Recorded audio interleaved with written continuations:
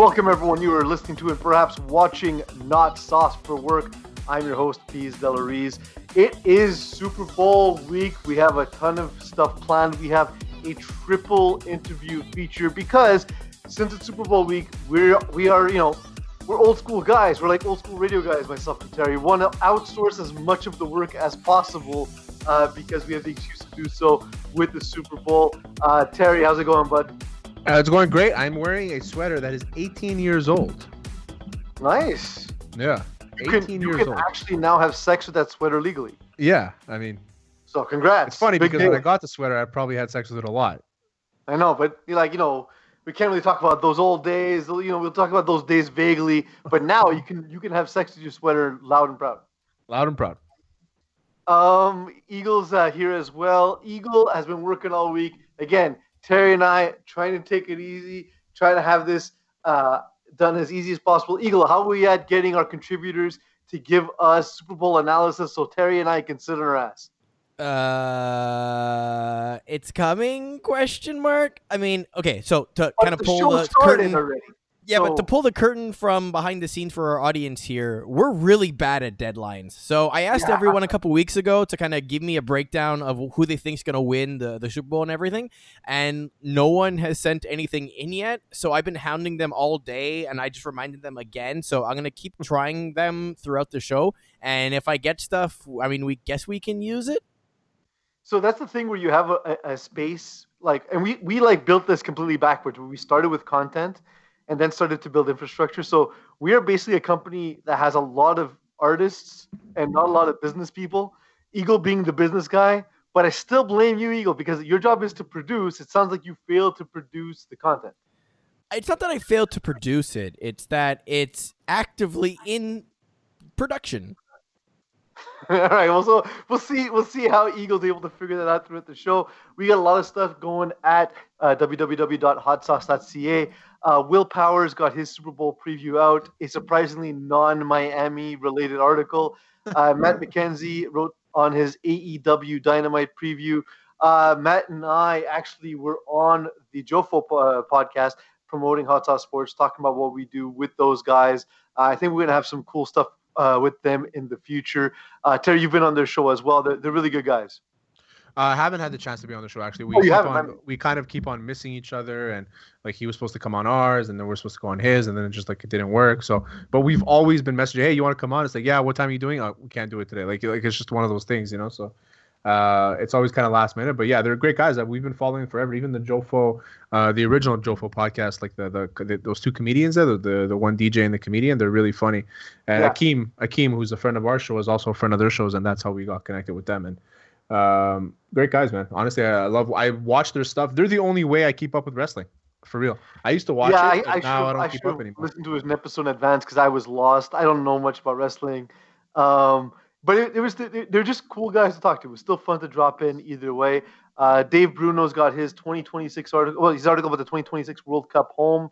Spence Plamondon has his piece regarding Tony D'Angelo. And we'll get into some new stuff later. But I was curious about this, Terry. What were your thoughts on what happened with Tony D'Angelo? Because I think we're going to have opinions that are different from what the audience might expect here. Let's do it quickly, though, because we have a lot of stuff on today's show. I think that the video if you read Spence's article is great. It's very in detail and stuff like that.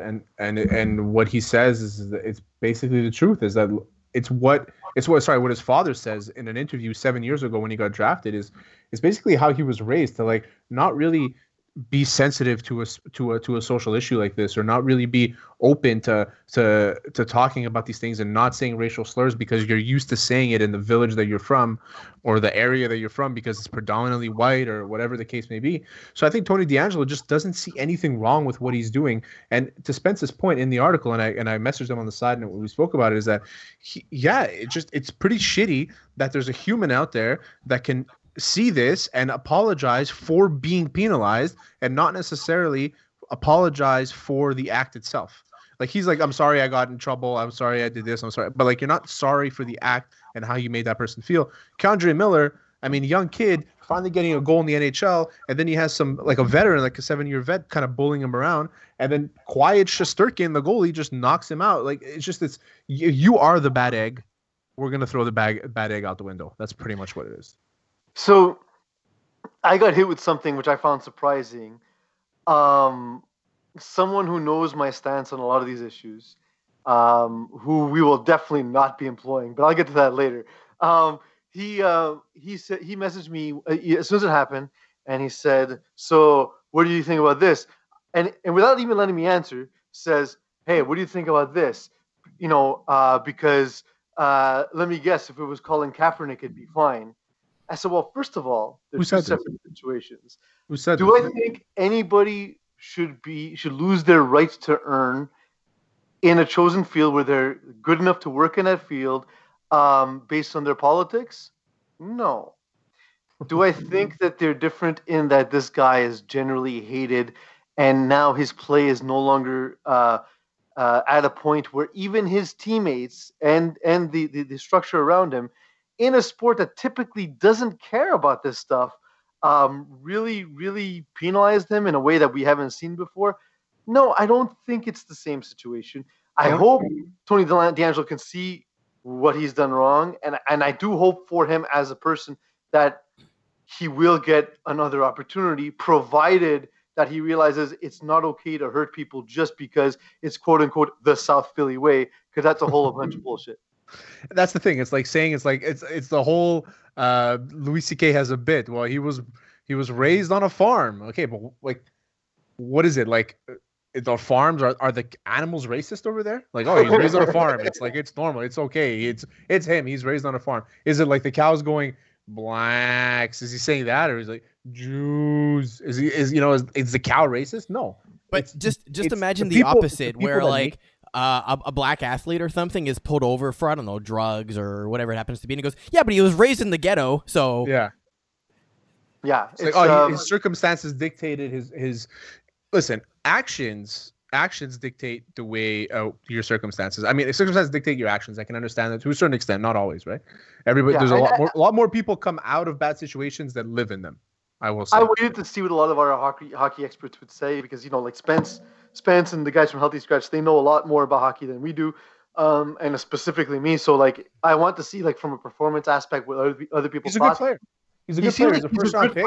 Who's not perfect. Who's got his flaws, and his production didn't measure up to sort of like, they didn't see it as worth the headache, quote unquote. He's a Trump supporter, and he shouldn't lose his job for supporting Trump.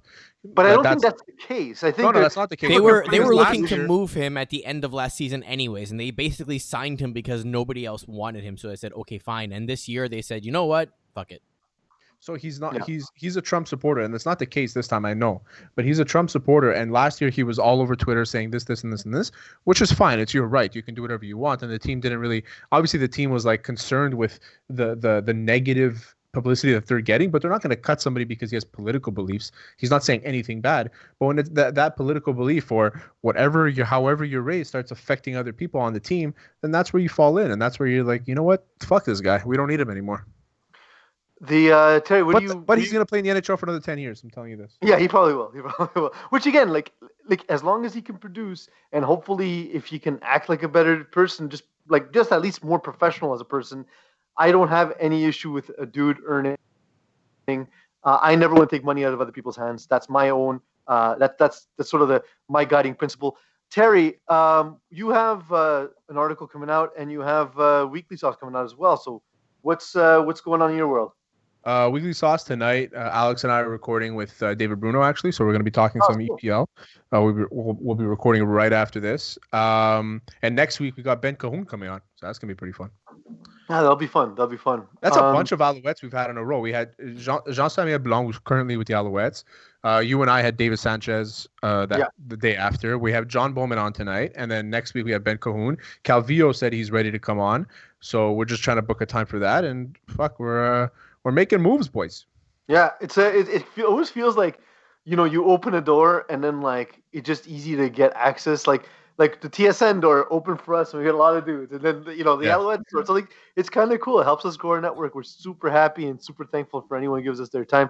We got some big interviews today. We got John Bowman on today. We have Johnny Laurelli, who he wrote a song that went viral about the Quebec curfew. And as much as we're not a Montreal or Quebec podcast. We are a podcast from Montreal and from Quebec, and we are very proud of our roots. So whenever stuff like that happens, we do like to talk to our local guests as well as another local guy, Tommy Roadley Trohatos, Sherbrooke safety. We're going to talk to him about his career, where it's at, and the next steps for him.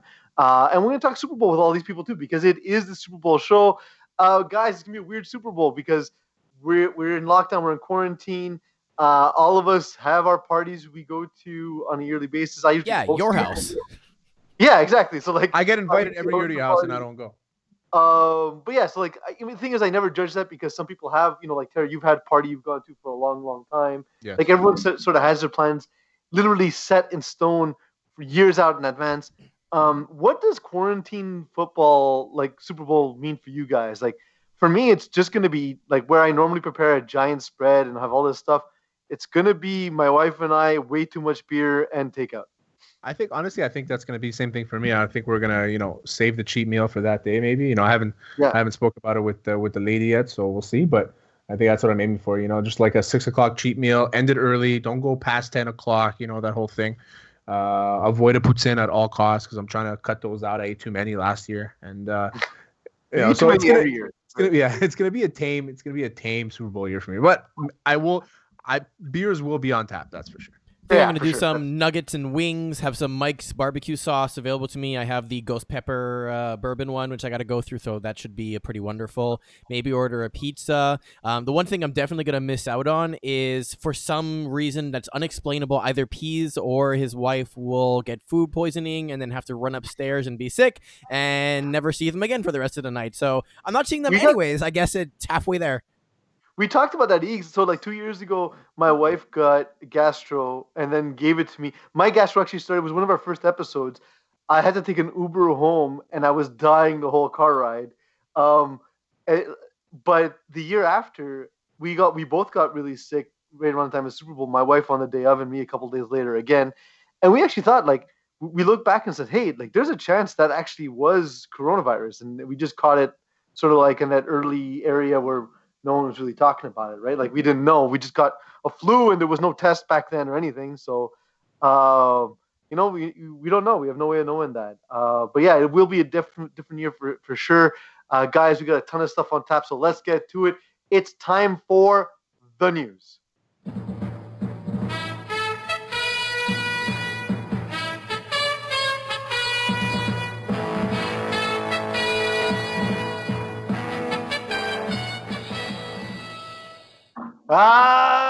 Terry's the news. Lots of good stuff coming this week. We're gonna get that on like a t-shirt or a sweater or something. Guys, wait. Before we start, I got our first one that came in, okay? This one comes from Mocon. This one's from Mocon, one of our contributors, also on TSN 690. He's actually working tonight, so he just sent this in pretty quickly. Let's just give it a listen. Of all time. I got the Bucks. And there we go. Expert analysis from Mocon. You know what? That's very.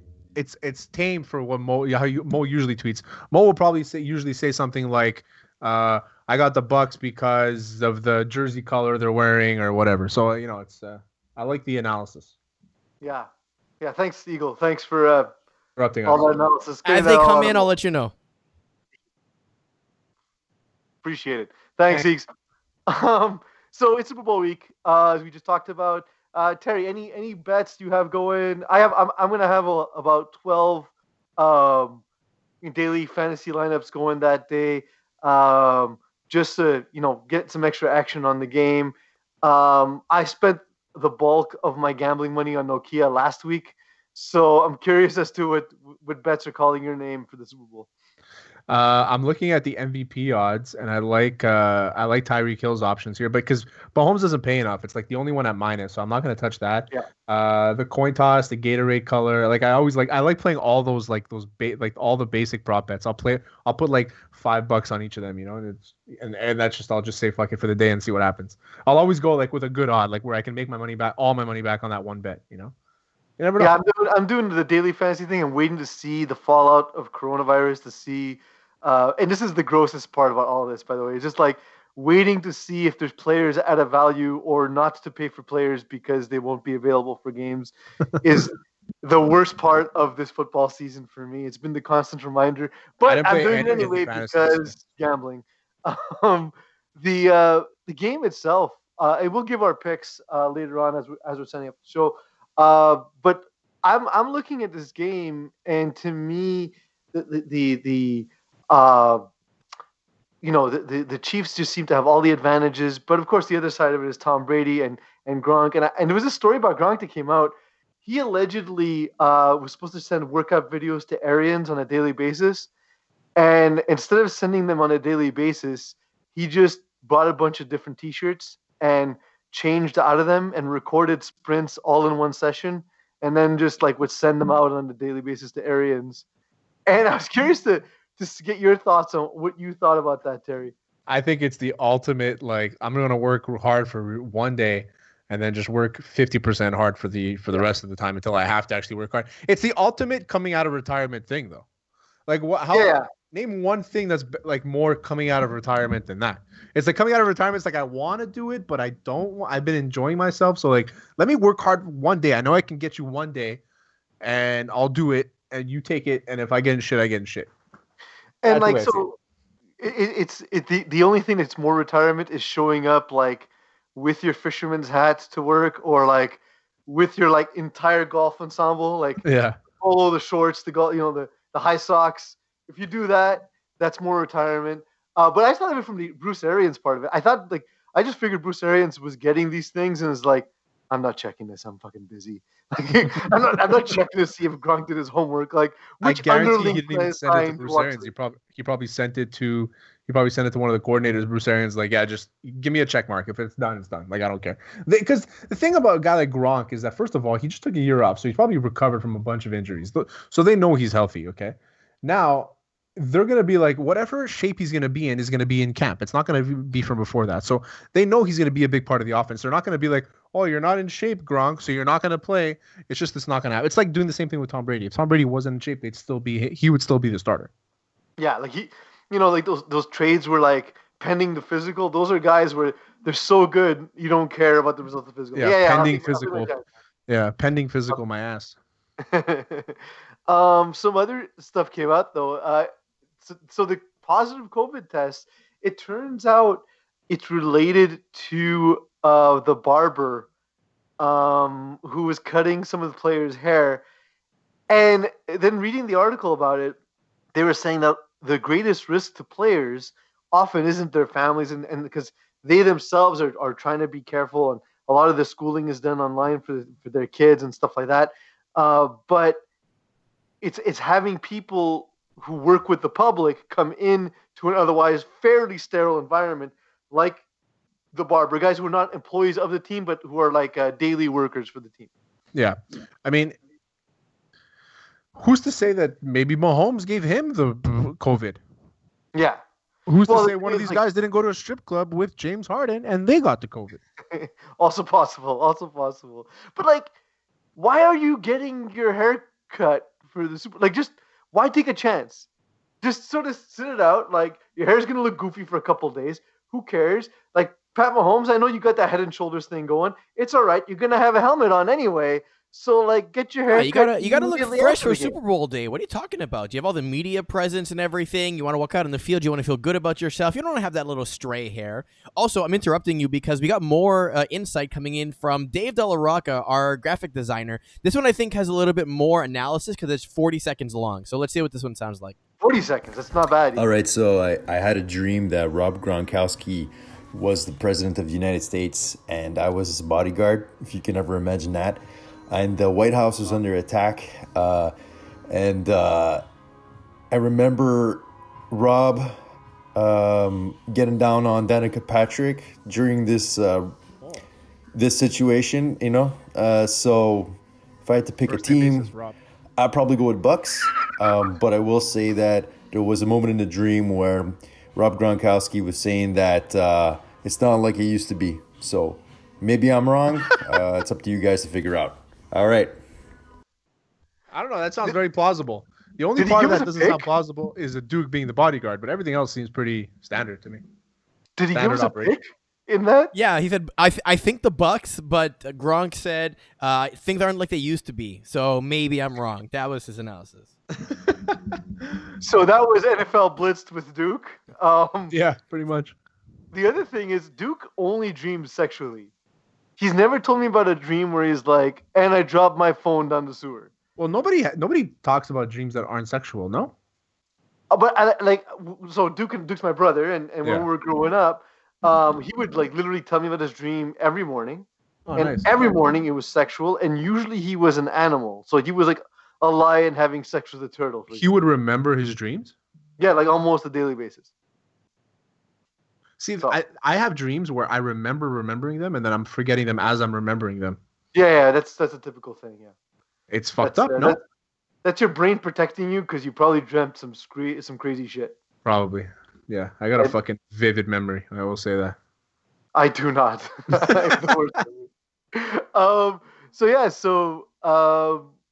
The barber causing some concern. We'll see if the barber is what decides the Super Bowl. Guys, football has been in the news, and this is somewhat more of a serious topic.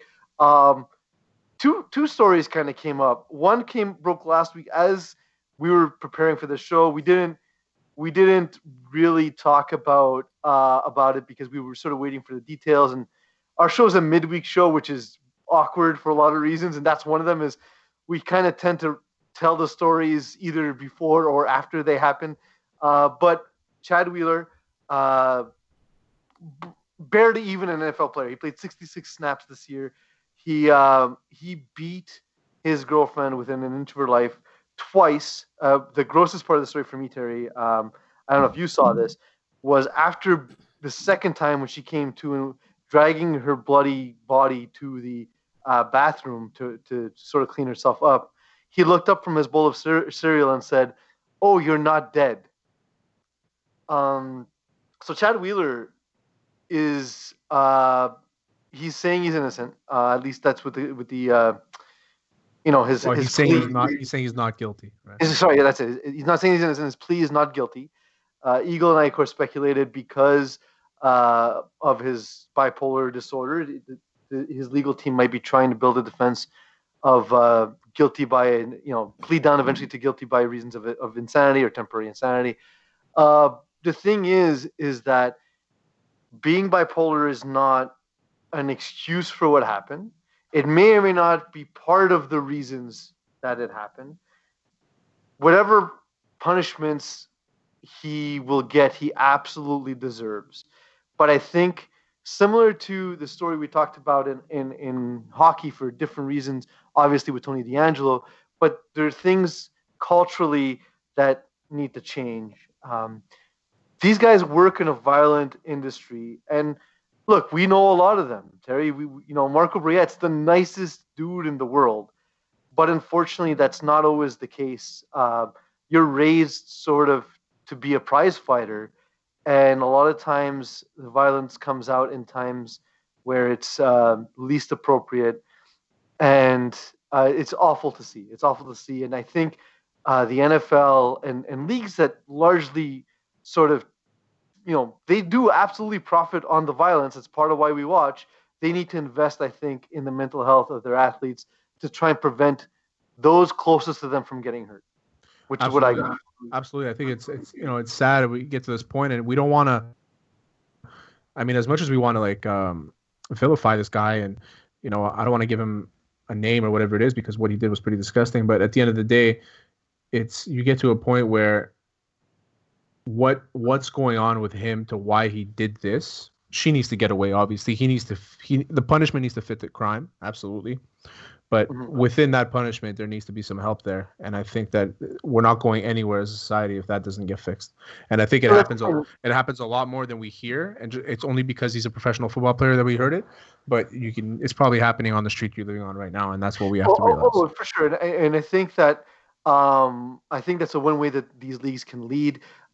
Instead of having, I'm not saying he should be left a hook because of his situation. I'm saying we need to look at treatment in advance, not after these things happen, because what happened is awful, and we need to prevent it from happening. It needs to be open, so if somebody feels that they're going to do something like this, that they need to be able to have an avenue to go talk about it before it happens. Speaking of open, Martellus Bennett went to Twitter. But before we get to that, we also have John Factually's prediction for the Super Bowl. Let's listen in. The Kansas City Chiefs go back-to-back in overtime. OT. Fuck, OT. That's a big call from Johnny Factually. Too bad Johnny Factually is Johnny wrongly, because it's not. Yeah, he's always wrong. Why do we even call him John Factually? He's clearly always wrong.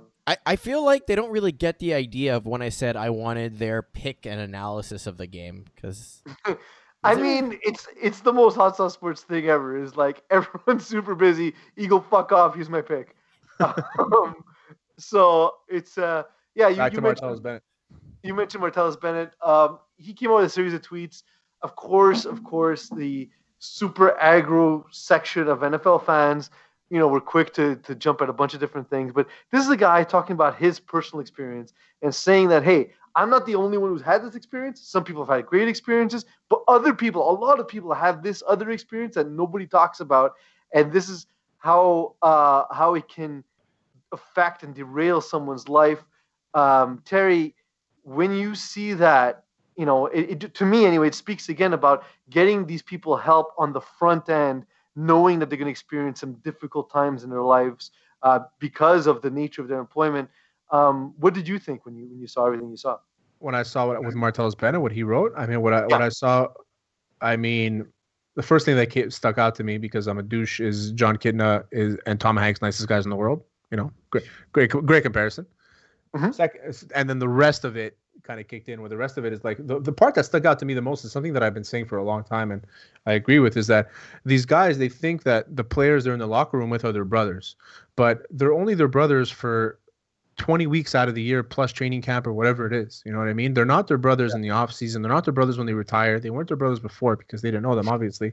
So they have to realize that the outside world is your real world, and football isn't necessarily your world. And if you want to ingrain yourself into that, then you're going to bring that outside. And this Wheeler guy, who has all this anger, like you said, he's basically a prize fighter.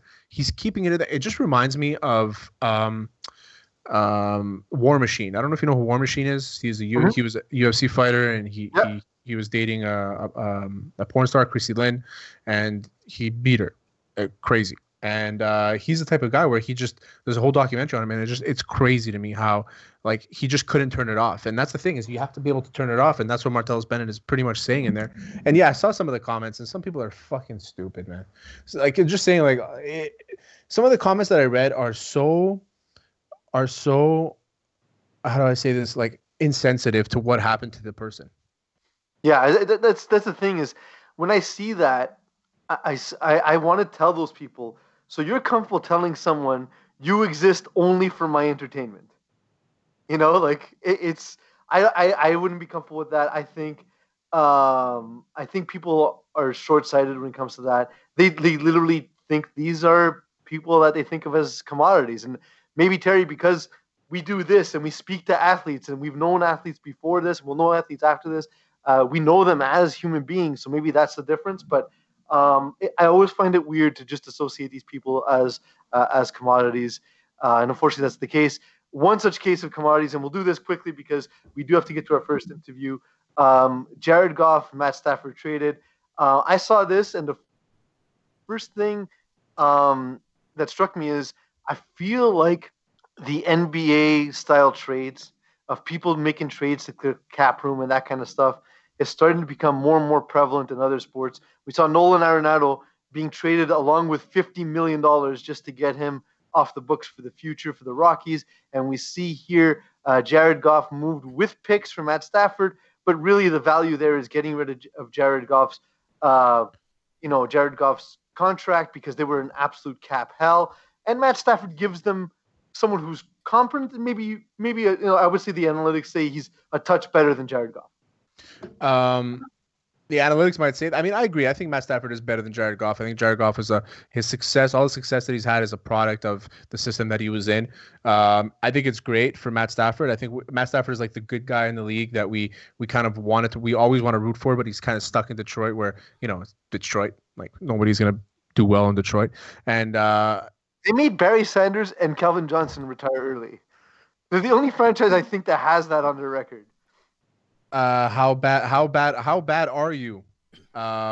You're so bad that Calvin Johnson and Barry Sanders, two of the best at their positions, wanted to retire early. I think it's a good move. I really do think it's a good move. My favorite part about the entire story is about how Matt Stafford said, "You can trade me anywhere except New England," because he didn't want to see Matt Patricia again. I was just gonna say, how much does he hate Matt Patricia? Jesus, that must have been a terrible, terrible situation in Detroit. Imagine that you're in a situation where you're the guy, okay? Mm-hmm. They bring in a coach that had no success. He sucks so bad that he turned you off to the entire organization.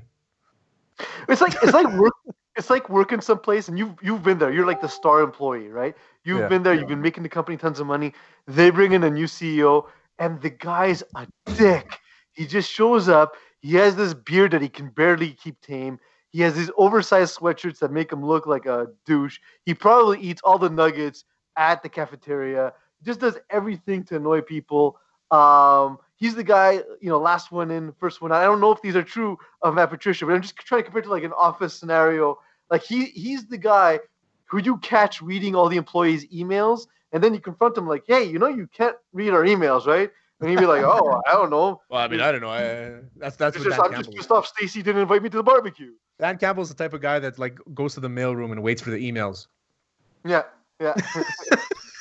Before we get to our last thing, I got our last analysis for the Super Bowl here. So This is from Alex, the intern. Let's see what he has to say. Yo, it's your boy fucking Alex, the intern here. Y'all already know. All right, turn it off.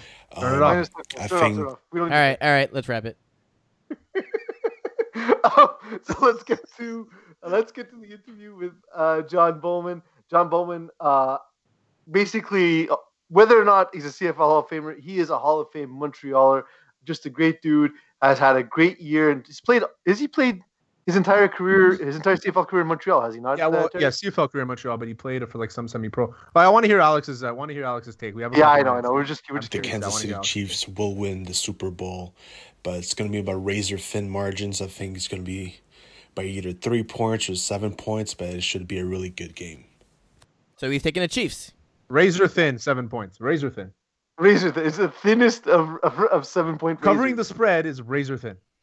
Well, it depends because if it's like a 30-point razor, that's true. Like not even. It could be like one of those razors where it has like 20 like a edges straight on blade it. one, yeah. Yeah. All right. Like a Mach 3, Mach 3 or Schick 5 ratio. We'll get to our interview. It's John Bowman. He joins us next. Welcome back. We are joined by John Bowman, Alouette superstar. He is a nine-time Pro Bowler. He's a 2-time Grey Cup winner. Of course, he joins us. He's going to talk to us a little bit about the goal initiative as well, but we want to talk to him about his career to start. John, we're Montrealers. We are incredibly proud to be able to talk to you today. We're incredibly happy to have you on the show. How's it going, bud? Hey, how you going? I'm good. Everything's well. Just enjoying the snowstorm we had yesterday. I'm glad to be on here. Appreciate it. We appreciate you coming on, John. I mean, growing up, you're probably close to my age, but I was gonna say he's almost exactly my age there. Yeah, I'm 34. So watching you play, I've been playing for long. You only played in Montreal, right? Yeah. I've been 14 years. 14 years. And this season was supposed to be your last season. I know you kind of semi-retired a couple years ago. I don't think everybody gets this. I've never said I was going to retire. I always left a little wiggle room for possibilities. But yeah, that was the last year. My contract was supposed to be. It was last year. So what's up for this year? Is this going to be your last year? I mean, obviously the season's not happening. Are you going to come back for next year? No, I'm done. Like I won't be back with the Alouettes. I probably won't be back at all. But my time in CFL is done. What's next for you? Coaching? Radio? I don't want to take you guys' job. No, yeah, probably. We'll bring you on, John. We'll bring you on to Hot Sauce Sports. We'll give you and Marco your own podcast. Marco's a great talk. He's a good one of the best. Some people reached out to me about coaching, and we'll see how that goes. And but I do want to take a summer pandemic free and enjoy Montreal for a bit. Montreal's a beautiful city, that's for sure. Yeah, I've never got to enjoy summer. I've always been working. John, we need to get that corrected on Wikipedia. You know, they're out there propagating that you retired in 2018. But it's true because I tried to like back check it and I couldn't find a single article that said that you retired or where you said you retired. It's nowhere on your Twitter. It's nowhere in the news. Like, I literally couldn't find anything on it. So thank you for actually setting the record straight. We were kind of curious about it. So John, you've been a pro athlete for quite some time, and the situation arose this week with LeBron James and a fan being dubbed courtside Karen.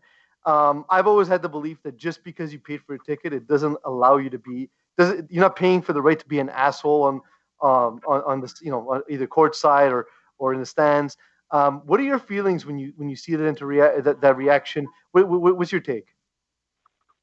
Yeah, I mean, it's disheartening, just the language that was used, first of all, was sad. And, 90% of the time is always the liquid courage that gets people going. And I'm guessing, I don't know, I've never played in the pandemic, is that the fact that there's only 2,000 fans that you can hear everything that's said. Whereas if you're playing in a full stadium, courtside Karen, you can't really hear her voice. So it's disheartening to the fact about the language used, but like LeBron said, I guess you don't mind the interaction. Like, people chirp, you can say I suck, whatever, but as soon as you start throwing F-bombs and calling people out their name, that's when it crosses the line. So what's the worst that a fan's ever told you, if you ever heard it? I know it's a little different in Montreal at Percival, but yeah, what's the worst the fans ever told you? You know what? In Winnipeg, I think, was it last year? 2 years, obviously 2 years ago, when after I called the running back out for being banned for using steroids, I got tackled pretty bad. I mean, nothing's ever, like, they can't really say anything too bad to me because I'm a 9-10-time All-Star. Like, it's nothing you can really say that's going to hurt my feelings. But, they probably gave it to me a little bit. It would last the whole game, but which I don't understand because I wasn't the one that got busted taking steroids. But that was about it. I'm going to say this, like, a lot of the fans of the CFL, or they talk trash, but it's lightweight. Yeah, I mean, you stink, you suck, oh, you're old, whatever. I can take that. Nobody's ever really crossed the line. These sound like the most Canadian insults ever. Like, hey, you're not very good, or hey, you're not tall enough. You're short, stuff like that. So John, the Super Bowl's coming up, and you and I, we're both guys in our, let's just be kind and say mid-30s. When you see Tom Brady out there at 43 playing at the level he's playing, what's your reaction to that? It's impressive, just the 20 years he's played professionally, and then the other 10, 15 years he's played amateur. It's incredible, to go out there and battle, and people don't realize the regiment and routine you got to put your body through day in and day out just to get out of bed and get active. So just to see his commitment to being great is definitely hats off to him. Yeah, it's like being a podcaster. Like, they don't realize the effort. Terry and I, we got to drink slightly less beer than we used to. Yeah. And, eat a fraction healthier than we used to. So Same thing, John. Basically. Yeah, it's the same thing. And I will make this one point. I hate Tom Brady. I'm born in New York. I'm a New York guy, and I hate everything. I still tie him into Boston and New England, so I hate everything Boston. But I will give him his due for being just a phenomenal 43-year-old athlete. So get this guy a show on Hot Sauce Sports. Absolutely, anti-Brady podcast. Let's do it. I'm all for it. So you grew up in New York. You're a Giants fan or a Jets fan? Unfortunately, I'm the team that hasn't won anything since '67 or something like that. So I'm with the Jets. So we were ripping on Adam Gase all season. I mean, I think we could we could both agree that probably all three of us can agree he's probably the worst coach in the history of the Jets organization. Yeah, without a doubt. I mean, listen, he didn't deserve the job to begin with. You don't go from a losing record in Miami and being fired to doing nothing and become a head coach again. Like, I don't even know where you can get fired from sucking and get another job in the same industry and suck some more. And it was bad. It wasn't a good look. And just held no self-accountability. Those are the worst kind of coaches. You know, he went in there, he got rid of some older guys, not older, just veteran guys that probably would have stood up to him a bit. And it started off wrong with the press conference and him following the fly with his eyes. Like, that was a bad start. Who's the one coach in the CFL that you've had that basically embodies all the things that you just said a coach should have? All the gaseness. All the anti-gaseness. Anti-gaseness. A good coach or a bad coach? Good coach. We don't want to call any coaches out. If you want to, go ahead, but that's up to you. I will. Well, probably somebody who's in the same tier as Adam Gase would be. I think he's in Edmonton now. Is Noel Thorpe. Oh yeah. He wasn't. He's one of those no accountability, self-accountability, point all the blame, take all the credit kind of guys.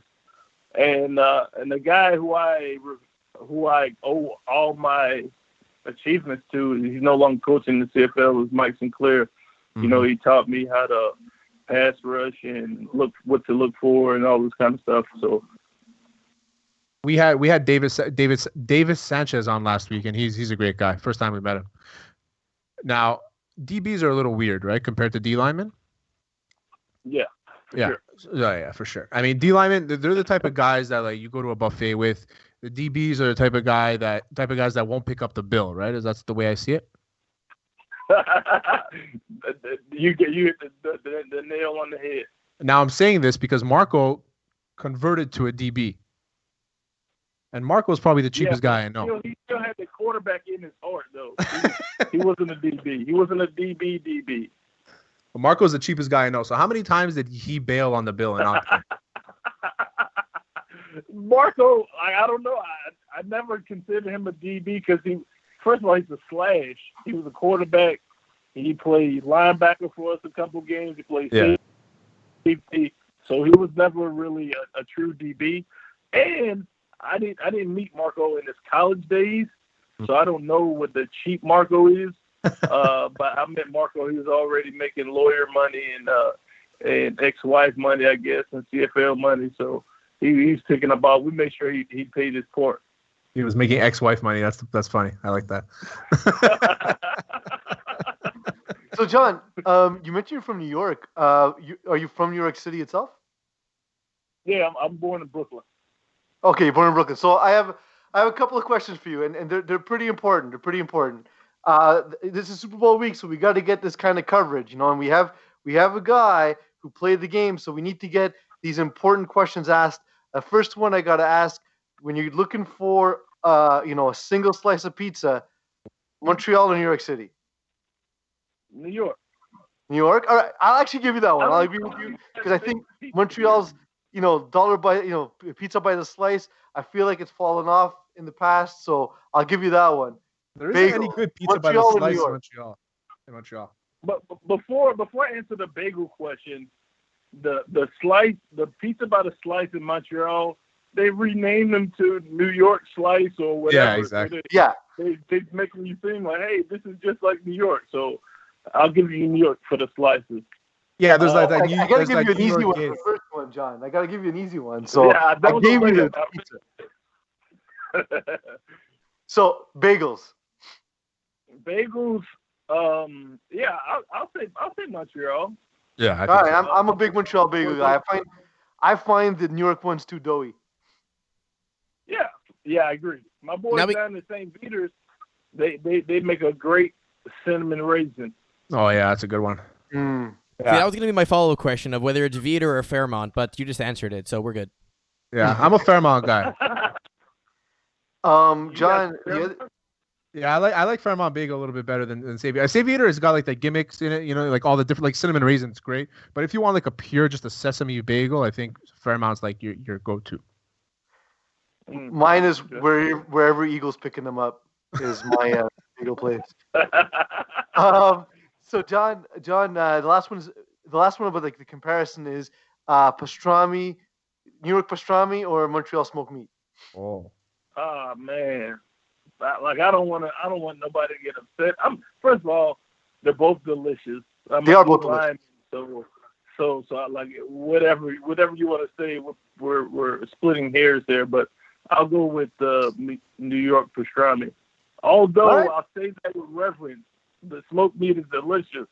It's just different. That is true. Good call. And your pick for the Super Bowl? Well, I'm going to go Kansas City just because, you know, like I consider, although I like Bruce Arians and I like what he did diversifying his staff and whatever, I just consider Tom Brady a Patriot and I can't pull for anything New England, Boston. All right, so that's cool. Thank you so much for your pick. John, before we let you go, can you tell us something quickly about the Goal Initiative? Oh, for sure. It's an initiative started by my guy Paul and his buddies, the Burgundy Lions group, and they help raise funds for underprivileged or underprivileged youth in the Little Burgundy, or probably all throughout Montreal. And we hold events yearly. Last year was kind of tough with the pandemic, so we did a lot of virtual events. We try to raise funds, try to help kids get active, get motivated to stay fit through soccer, through, I think there's a softball game, virtual events. We hold, like at the soccer event, there's pop-up shops where they can get face painted, get haircuts and stuff like that. But great initiative started by those boys, and I'm glad to be a part of it. Thank you so much for your time today, John. We had a great time.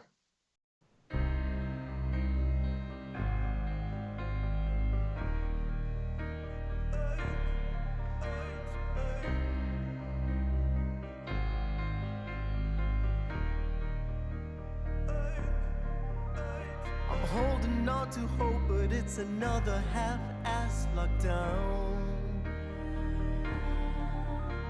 I'm hearing what you're saying, but the schools aren't shutting down. You tell us to hang in there for Christmas 2021. But wait, in March you said no curfew, didn't think you'd turn around and say 8. I said it's too late to take a walk. It's too late. I said it's too late to buy a dog. It's too late.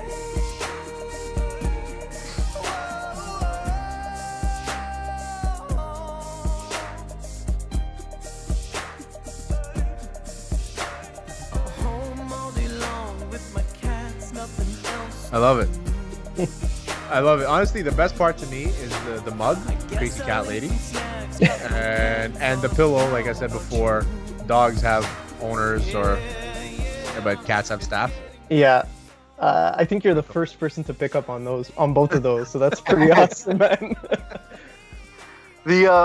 Joining us, by the way, is Johnny Laurelli. He's joining us after coming out with his song relating to, of course, the curfew that is in our area, Montreal, Quebec. The song is called Past 8, a One Republic apology parody. It's been fun. Honestly, we've laughed at it since it came out. It's gone kind of viral, so we're excited for you, Johnny. Thank you for joining us. This is kind of like the inverse of going to the opera, where the intermission is, instead of people talking, you get music, whereas you would otherwise get the chance to talk after hearing music. Johnny, thank you for joining us. How's it going, man? Good. Thanks for having me, guys. Honestly, I think just how many cats do you have? I saw 4. That's exactly right. 4. Yeah, 4. Jesus Christ. I would like walk into an asthma attack. No, really? Yeah. Just got to build up that tolerance, man. I had one. It wasn't that bad, but yeah. So like just we'll fill people in on the situation. A few weeks ago, as part of our COVID lockdown measures, the government instituted a curfew, a measure that was met with a lot of criticism. And Johnny, like a lot of us who are creative and locked up in spaces, felt the need to do something creatively and get all that energy out. And Johnny, you put together this great song. We've really been enjoying it. Tell us the story of how that came together. Yeah, sure. I mean, it was super random. Like, honestly, like the curfew started, we didn't even think about it. It just happened one night, the first week of the curfew. I was having supper with my wife, and I think we do it quite often. We use like the "it's too late" in many aspects of our life, I guess. Like, I don't know, if it was like too late to go to like Canada Post and Canada Post is closed, we'd just be like, it's too late. I don't know if we're the only ones that do that. Or too late to get pickles, Exactly. Yes, Johnny, you are the only couple that does that. Damn. All right. Well, it works. I mean, it works all the time. So, yeah, so that came up. I think it was just like missed the opportunity to go for like a walk during like my lunchtime hour.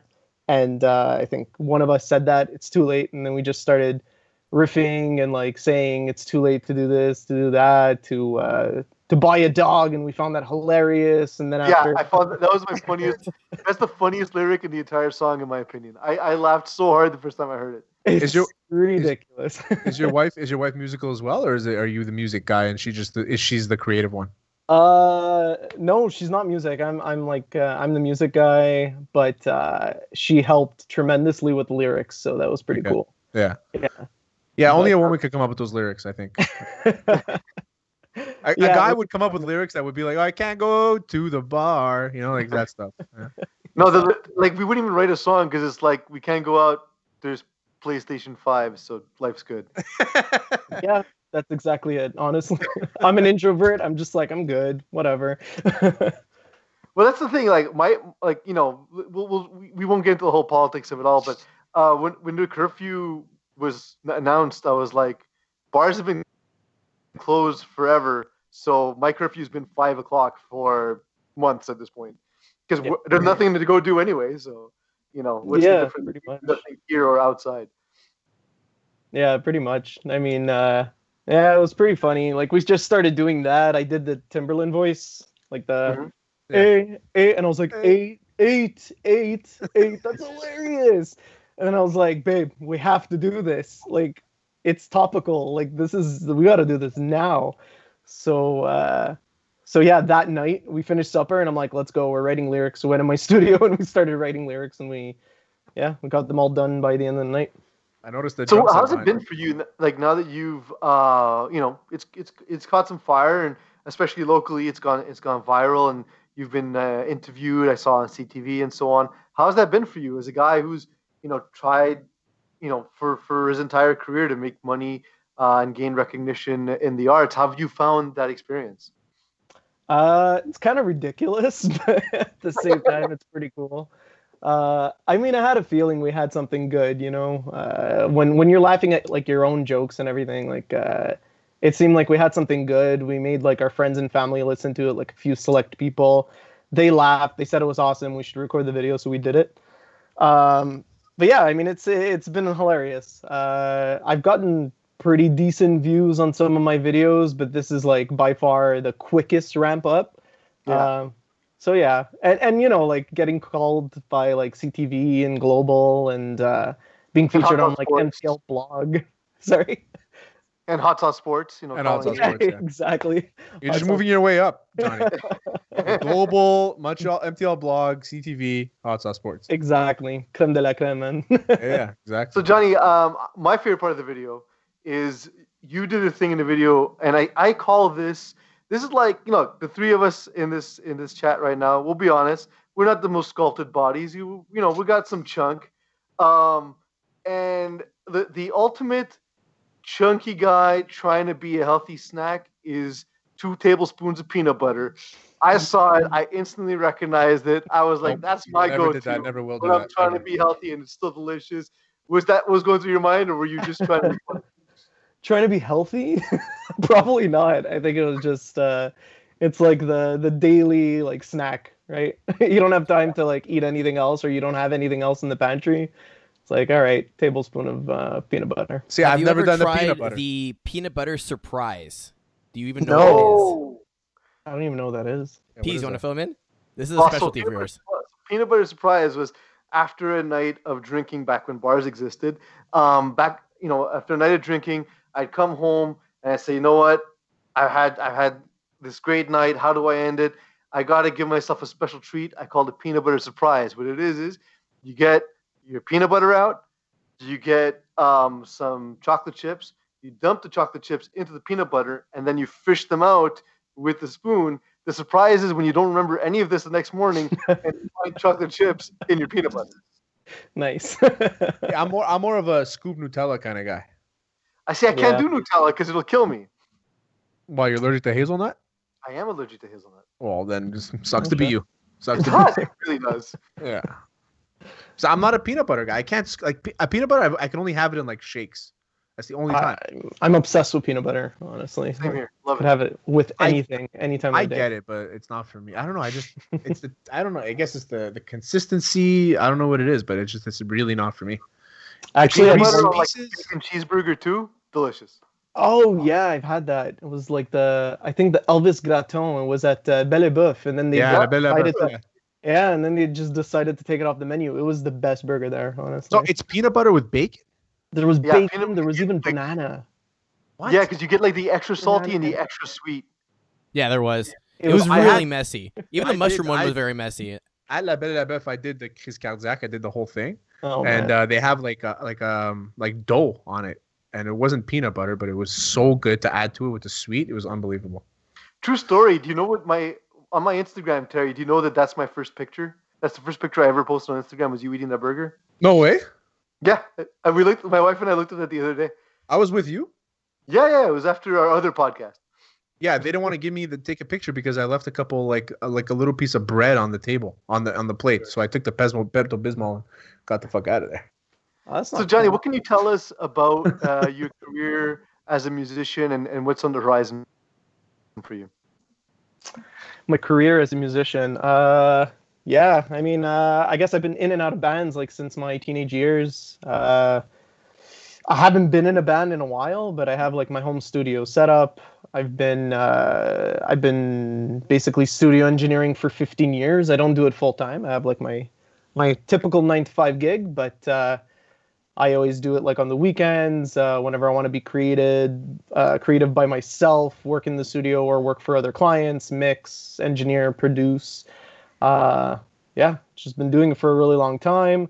The thing I've been enjoying really in the most recent years has been like the pop to rock covers that I've been doing. I have like a few on my YouTube channel. I'm looking at them now. Yeah. They're super fun to do. Like you just take a song, you dissect it, you rockify it, and you know, I like collaborating with other people and getting that. I can't wait to getting that watch shit. the Duality covered by 3 Italian guys. I can't wait to watch that. Yeah, we actually posted that like last week, I think. Yeah, it says a week ago. So Yeah. I mean, I'm looking forward to that one. You're a Slipknot fan? Yeah, I mean, Nice. as much as I can be, you know, like I wasn't a diehard, but I do enjoy them a lot. Yeah, Cool. I have Let me know enjoyed what you think. I will. So if So, we're looking Johnny, for a new jingle or for segments or whatever it is, are you available for hire to produce anything for us? Yeah, sure. Or anyone else for that matter? So yeah. Cool. Yeah, absolutely. Fucking Where right. can people find you? Like, if I decide to dust off my old Telecaster, how can I get your services? How can you get my services? I mean, you can find me basically anywhere. Johnny Laurelli on Facebook. Johnny Laurelli. Just Google me. I guess you'll find me. Message me on Facebook. There's my Instagram. It's the number 2 Tokes. Yeah. This is how quickly fame has gotten to your head, Johnny. Your answer of how can we reach you with just Google me. You're like a receiver in college and NCAA. Like Google me. I used to have like sound engineer page, but nah, that's fine. Whenever Johnny goes, like whenever restaurants do open, the waiter will come by, drop the bill. Johnny will look up, be like, "Come on, Google me." No need for this. Still waiting for that, man. Yeah. Johnny, we got the big game coming this weekend, and much like a business lunch where we have to pretend that we did some business, we got to pretend that this is a sports interview. What's your pick for this weekend? The Kansas City Chiefs or the Tampa Bay Bucks?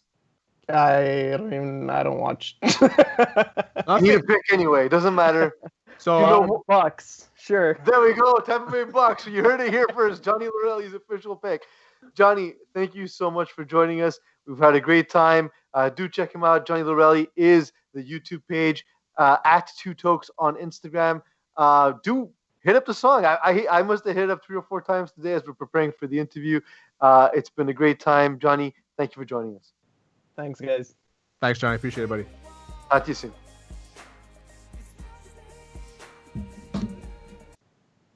And we're back. The third guest on our big Super Bowl extravaganza. We talked to a guy, Terry and I, you and I are familiar with him, of course. He's up and coming, so we hope definitely to see the next steps in his career progress. It is Tommy Roadley, Trohatos. We know you, of course, from our involvement from flag football, but you're here to talk to us about your play at Sherbrooke in university football. And I'm curious about a few things, but mostly I saw you have a GoFundMe out right now. Yep. GoFundMe is going pretty well. I had a lot of family members, friends, business partners from at the University of Sherbrooke really helping out. So, I'm almost halfway there right now. So, it's going very well in 3 days. So happy of how it goes. So what's the GoFundMe for? Is you're going to a camp over there? You're going to do your pro day and stuff? Is that it? You're going down to the States to get recognized? Yeah, basically, because everything's closed down right here, in Quebec, Canada.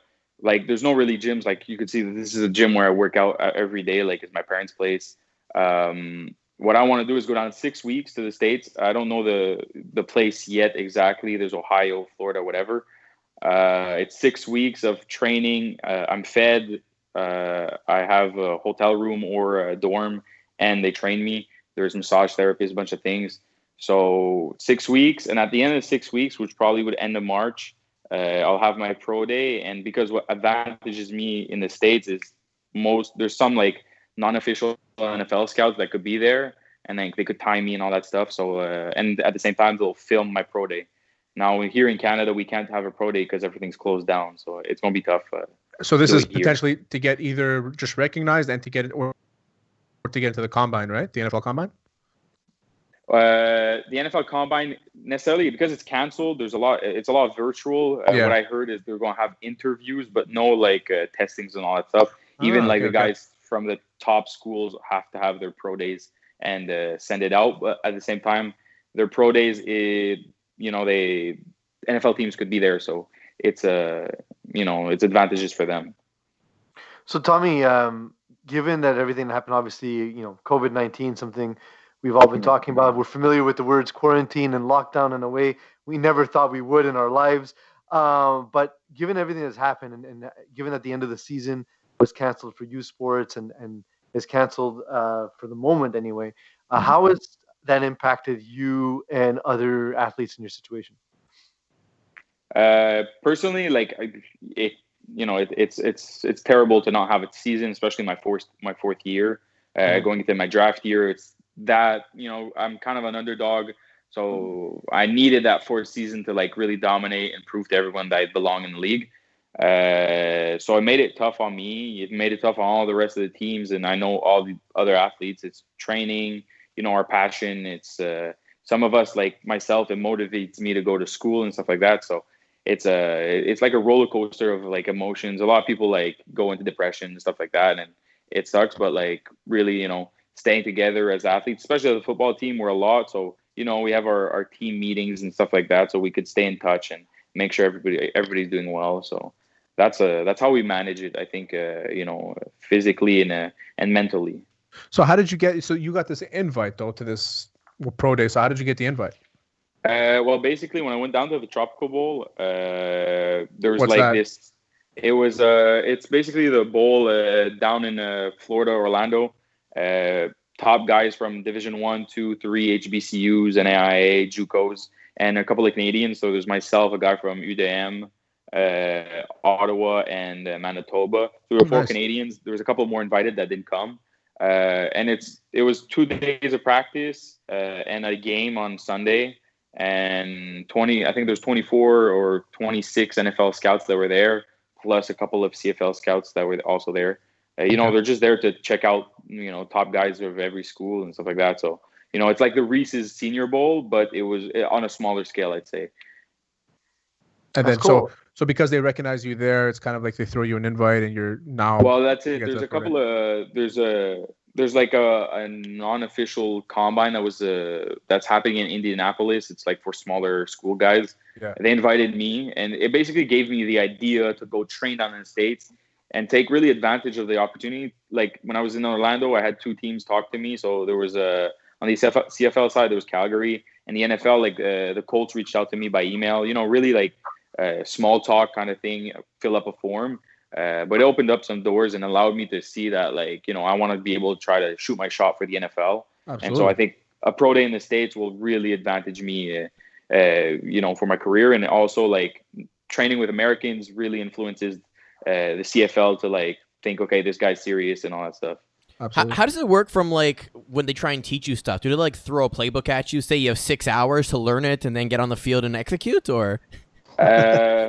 Well, basically we were lucky enough. Our coach was well organized.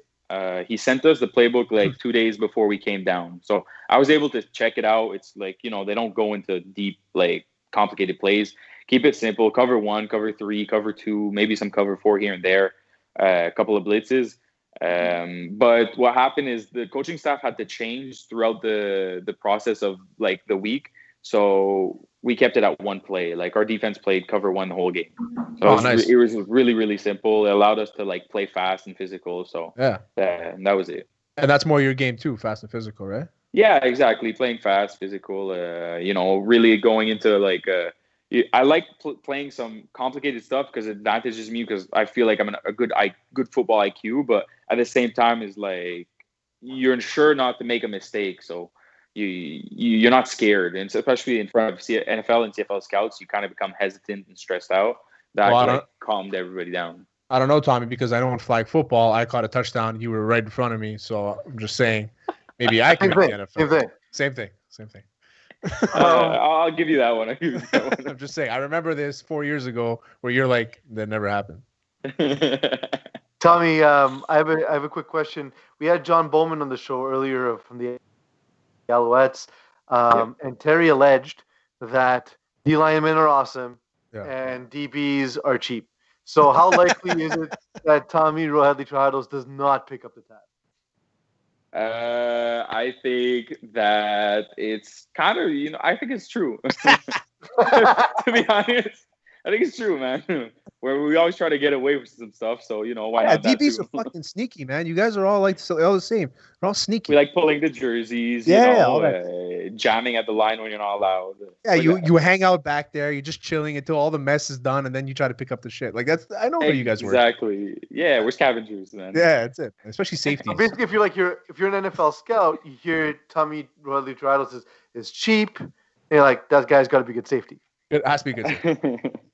Exactly. It's like saying, coaches like, oh, you're cheating. Well, if you're not cheating, you're not trying. So there you go. That's why you're going to make it, Tommy, and we hope you do. Appreciate it. Where can people find your GoFundMe? Basically on my Facebook. I posted it on my Instagram. It's going to be in my Instagram. It's basically one of my IGTVs. It's my only IGTV. So basically that when you click on it, the link is in my bio. And yeah, that's it. You could go on GoFundMe and like research my thing, but that's a bit more complicated. But Facebook page, Tom Roadley Trohatos, and you could find it basically on my feed. Well, we'll clip this interview for sure, and we'll put it out all over our social and on our website as well. Thank you, Tommy, for giving us your time. But before we let you go, big games this weekend. We need to know your pick: Chiefs or Bucks? I'm going Bucks. I'm not betting against Tom, and I think the defense is solid. I think we'll be able to calm down the Chiefs a bit and get that the 7th win for Tom Brady. All right, there we go. Tom Roadley Trohatos, thank you so much for joining us. We'll talk to you soon, bud. Hopefully next time it's in a NFL uniform. Hopefully we'll see. Thank you guys for having me. You want to be part of your draft night party? Support. How's that? Yeah, that sounds great. Jerry and I'll fly to wherever it is. Don't worry about it. We'll go anywhere, man. I'll get you guys front row seats, and y'all be able to come after the game and chill at the condo or whatever. You're gonna pick up the bill, or we got to cover our own flights? No, I got it. If I'm making bank like that, so I'll take care of you guys. See, you're not cheap. You're not gonna make it now. See, you got to be cheap. All right, Tommy. Have a good day. Thank you. Have a good day, guys. And we're back. Oh my God, that's a lot of interviews this week. That is. I'm exhausted. Good stuff. All right, we're on our last topic here, boys. We're going to go into rapid fire topics. We're going to start with our first one, which we're going to call I Am So Smart, SMRT. Nick Sirianni was announced as the new head coach of the Philadelphia Eagles, and this is a clip from his opening press conference. Next thing that's very important to me is that we build a smart football team, that we have a smart football team here. And I know we have the people in place to do that. The first part of being smart is knowing what to do. We're gonna have systems in place that are easier to learn. All right, complicated to the defense or offense that they're going against, or the special teams group they're going against, but easy for us to learn. Because when we can when we can learn our system and we can get good at our system, then our talent can take over. Less thinking equals talent take over, but we need to have systems in place, and we will have systems in place to do so. Next thing that's very important. So how quickly can you get fired from your job? At the press conference. I remind you of Adam Gase's press conference with the wide eyes. Yeah. That's how quick. That's what if I was the GM, I would have walked in like, all right, so I guess with at the airport, like back up, like one of those. All right, it's over, guys. Sirianni, you're going home. We're doing the whole process all over again. The irony was that. The irony to me is the part where he says the thing with being smart is you need to know what to do. In a press conference you clearly didn't prepare for and didn't know what to do. I think he stumbled on his first sentence. Eric Bieniemy doesn't interview well. Jesus Christ. Next. Makes no sense. Rodney ain't get no respect. Golden State star Draymond Green had the following remarks after Rodney Magruder came to the defense of teammate Wayne Ellington. Draymond, what happened at the end there with Magruder? I don't know. I was in the locker room. But apparently he was taking up for Wayne Ellington. When the fuck Rodney Magruder become the tough guy of the team? Like, I don't know, man. Everybody in the league tough these days. It's crazy. I've seen a lot of tough guys this year. I don't understand it. And don't nobody do anything. So, like, if you really wanted to do something, you could have done it. Walk over there talking shit like he's a team tough guy. Get the hell out of here. Fucking tough guy, Rodney. Fucking tough guy. Also, I'm rocking with Juan T. Juan T was about to bring that town business shit out on him. What's he reading? And yeah, I'm rocking with Juan T on that one anyway. But who's Juan T? Also, I think it was something that Juan said in the first or second quarter to Wayne Ellington. You ain't got nothing better to do that you still thinking about something from the first or second quarter when you weren't in the game. So apparently, I can't stand Draymond Green. Must have went over to the bench. I guess he went and told Rodney Magruder because he hadn't been in the game. Yeah. I don't know. I love what Klay Thompson said. In this league these days. Yeah, Klay Thompson said as he was, because Klay Thompson's not playing, but he gets in the booth now and again and does some commentating. And as a broadcaster of that game said, well, Wayne Ellington won't be not Wayne Ellington. Sorry, Rodney Magruder won't be in the league for long. So I hear this, and I think it's a lot that is just Rodney Magruder's name.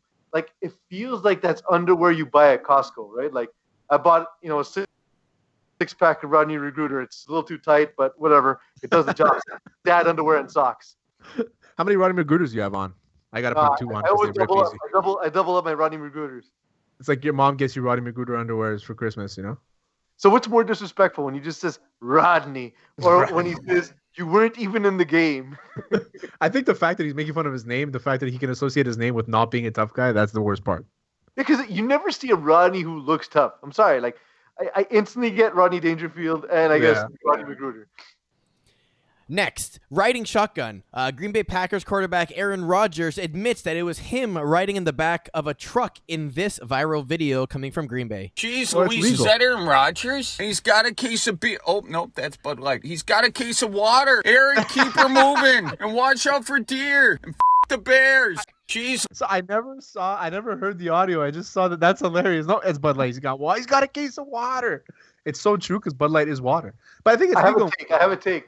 So I think based on this video and what I've thought for a while is I think beer sponsors should not be allowed for football because you're not doing a good job of selling beer. Obviously, that's what Aaron Rodgers drinks because he's an athlete. He can't be drinking the good stuff, the highly alcoholic, really strong stuff. So if you see him carrying a Bud Light, that's pro football. That's mineral water for football players. Ultimate football guy right there.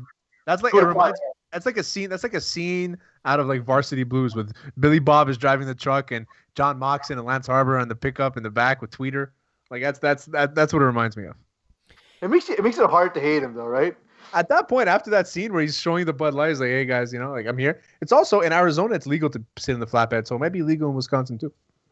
Yeah. And last one for today because I don't want to get fined. FedEx fucked up. No cap. The FedEx department that was supposed to ship a bunch of sticks to the Washington Capitals accidentally shipped it to a random guy's house. And so this guy, Ariel Ben Abraham, got $5,000 worth of the Zdeno Chara sticks sent to his house. I love it. So first of all, unusable unless you cut them. Yeah. Yeah. And you have 2 sticks at that point. So, like, I guess that's the thing where, like, you tag Washington because there's no way you can set up a secondary market. Like, there's not that many 6'9" people on Facebook Marketplace. So you got to contact the team and be like, "I got your sticks." And they're I not actually signed, learned Chara has an exception in the rule book. A sticks can only be a certain length, and his goes over that. He actually had to get formal permission to have sticks that are too long, according to the rule book. Yeah, it's true. Well, because no one else, like, whenever they wrote that rule, nobody was 6'9". That's just nonsense. He's the tallest guy in the history of the NHL, and below him was Derek Boogaard at 6'8". So, and Derek Boogaard wasn't really playing much defense. He was just dropping his gloves all the time. Chara sticks out by a whole inch. A whole inch. That's what she said. And that's it for this week, boys. But before we wrap up, we need your Super Bowl predictions. All right, I'm going to go KC covering the spread. I think they're going to win by 4. I'm going Tyreek Hill with the MVP. I'm looking at a punt return touchdown from Tyreek Hill also. So I think that I'm going to go MVP Tyreek Hill, and they'll win 31-27. That's the score. I'm going to say something that I'm going to regret because I'm going to be easy to laugh at. The Chiefs are going to win, and this is not going to be a game. By the third quarter, it's okay if you're already mega drunk because the game will be over. The Chiefs will win by a lot. Eagle, what do you think? Part of me wants Brady to get number 7, but the other part of me wants him to retire in disgrace. So I also want to blow out on the KC side. I don't think it's going to be that. I think it's going to be tighter than a blowout, but not as tight as the odds are saying. So maybe a score plus a little. Let's say 10 points. Like razor thin, like 7 points. Yeah, razor thin 7 points. So thanks to all the people who interrupted our show. Thank you to Tommy, Roadley, Trohatos, John Bowman, and Johnny Laurelli. And they joined the show today, talked to us about a whole bunch of stuff. It's been great to really just kick back, let the guests carry the heavy work for us. Really Super Bowl roll kind of stuff from you two boys here. Terry, thank you for everything you've done. Remember to like and to subscribe to everything we do on all of our platforms. And thank you for letting me be myself. You've been listening to Hot Sauce Sports. Love the double sign up.